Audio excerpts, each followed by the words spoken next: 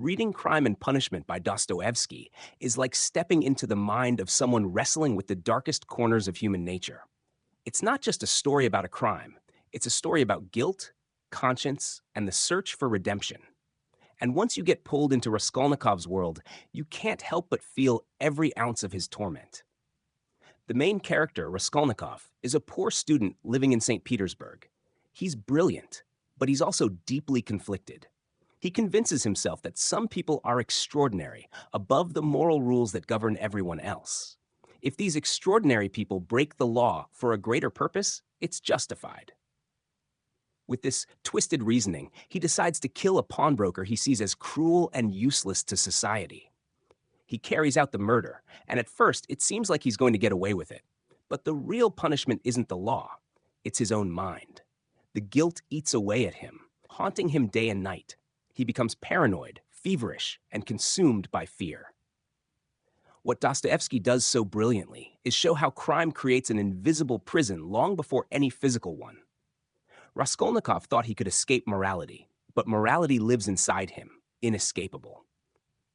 The novel introduces us to a cast of characters who reflect different sides of humanity. There's Sonia, a woman forced into prostitution to support her family, but who carries herself with faith, humility, and compassion.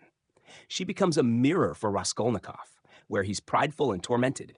She's selfless and enduring. Through her, we see that redemption is possible, even in the darkest places. What hit me the hardest was how modern the story feels, even though it was written in the 19th century. We still grapple with questions about morality, justice, and whether ends ever justify the means. We still see people convincing themselves that their actions are for the greater good, even when they cause harm. Dostoevsky forces us to sit with those uncomfortable questions. By the end, Raskolnikov finally confesses, and it's only through this surrender and through Sonia's unwavering support that he begins his journey toward redemption. His punishment isn't just the years in Siberia, it's the internal reckoning, the acceptance that no one is above morality, and that true freedom only comes when you stop running from your conscience. Reading Crime and Punishment isn't easy. It's heavy, it's intense, and it asks you to look at the darkest parts of yourself.